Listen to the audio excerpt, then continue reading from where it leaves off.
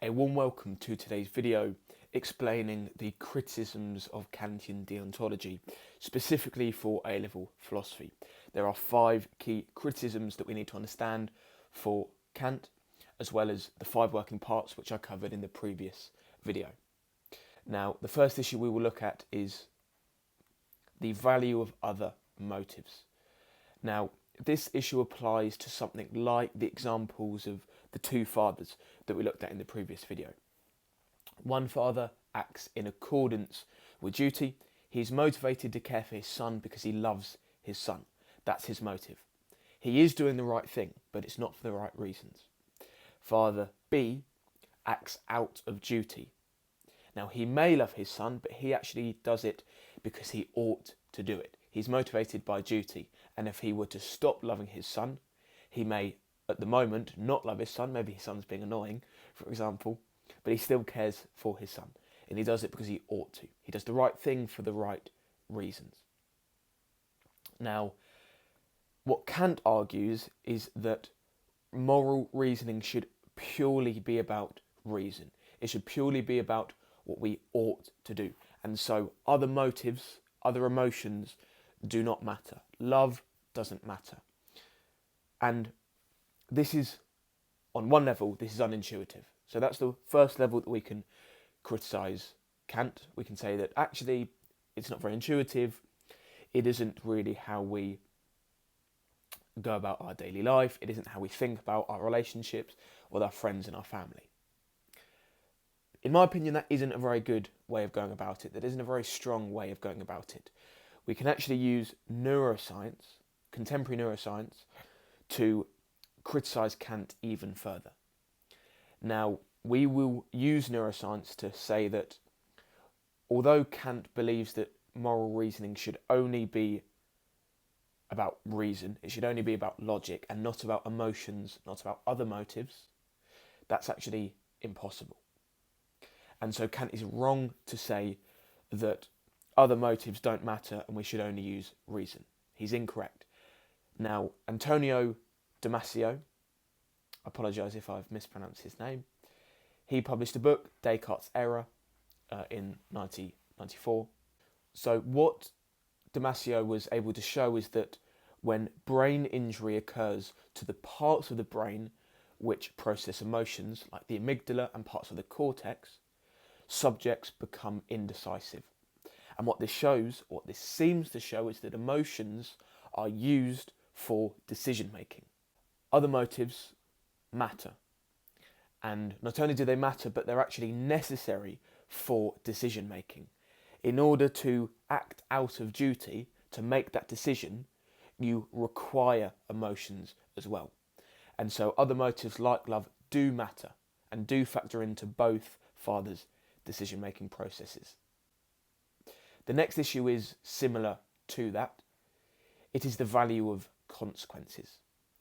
Now, if you look at any other video on Kant, you'll probably be familiar with the Axeman example.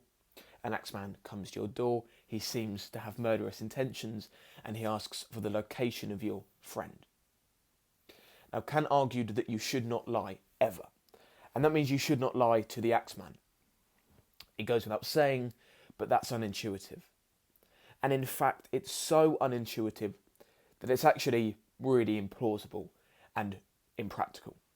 So, in the philosophy classroom, when we're trying to be really ethical, we can say that, yeah, I would follow Kant and I wouldn't lie. But that just isn't true, right? That's just bollocks. I mean, the murderer comes to your house, he asks for the location of your friend, you're not going to tell the truth. Like, realistically, you're not, okay? And what this means is you judge that based on the consequences of what will happen if you tell the truth. If you say to the Axeman, your friend is upstairs, he's on his bed watching TikTok, the Axeman is going to threaten you, he's going to come into the house, and he might murder your friend. You're judging that based on the consequences. You're not judging it based on your duty necessarily there. And what that means is consequences do compel us to act. Consequences are, on some level, important for moral decision making. Now, this isn't about dispelling Kant's theory entirely, it's just showing he's missing part of ethics.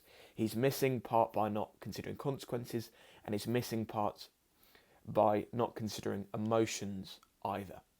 Both of these are more important than Kant is theorising about, than Kant thinks and considers. And so these are two ways in which we can criticise deontology. Moving on from this, we have criticisms which are all about the categorical and hypothetical imperatives. Now, Kant argues for the categorical imperatives. Examples of these are tell the truth, fulfill your promises, respect private property.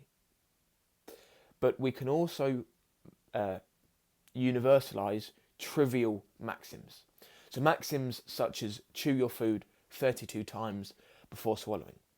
Now that can be universalised without any contradiction. And what that means is amoral imperatives can be passed. Not immoral, but amoral ones. Chewing has got nothing to do with moral decision making at all. And so, although we have a categorical imperative, there's nothing which is connected to morality there. We are obligated to do it, but it doesn't seem to be a moral claim. And that's an issue because it means the categorical imperative alone cannot distinguish between moral claims and immoral or amoral claims. And so morality is based on something more than, something other than the universalization of maxims. Because we've universalized it, and still there does seem to be this difference, this intuitive difference, between telling the truth and chewing your food. And so Kant's theory can create categorical imperatives that are universalized, and still they aren't moral. We're not obligated, or we are obligated to do them, but they're not moral claims. It wouldn't be immoral to chew your food 30 times, for example. The next criticism, quite an important one, it's from Philippa Foot. Now, she argues that life is a series of hypothetical imperatives. So life and being moral is just about if-then statements. If you want to help out the local homeless population, you should volunteer twice a week and work for the council or whatever it is.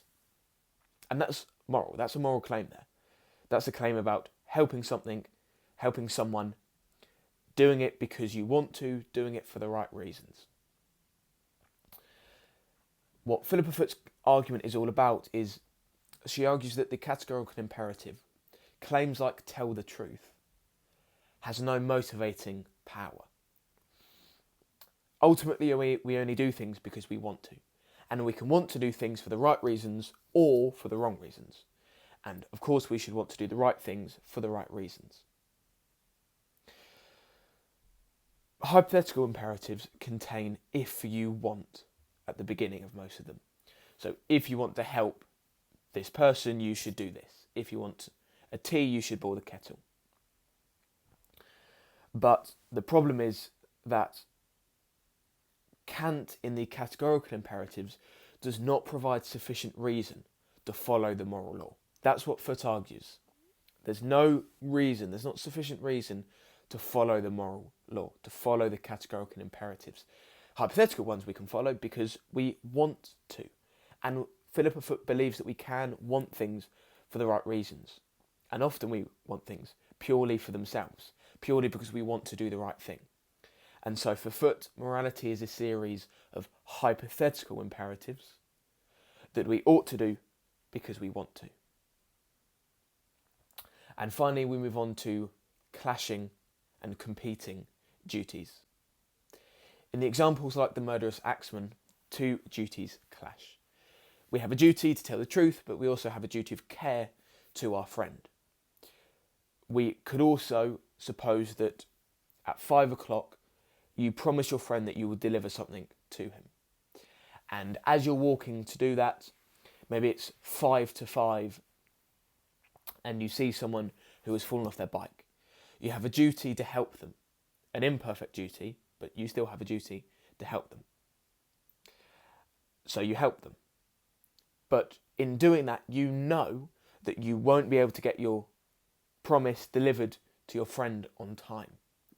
And so you have another two duties clash. The duty to deliver on a promise and to fulfill your promise, and the duty to help other people. Now, this is a real issue. This is quite a strong issue. The system of the categorical imperative relies on consistency. And we do not have consistency when two duties clash. They are at odds with one another. And what this means is we cannot act on rules which we cannot apply universally. And so the rule of delivering on your promises, we can conceive of a situation where it's impossible to fulfill on our promise. And this means that the duty cannot be passed, because there is a situation in which the duties clash. If they clash, it's inconsistent. If it's inconsistent, then it cannot be passed, and it cannot become a categorical imperative. Thank you for watching. I hope this video has been helpful. Any questions, please leave those in the comments.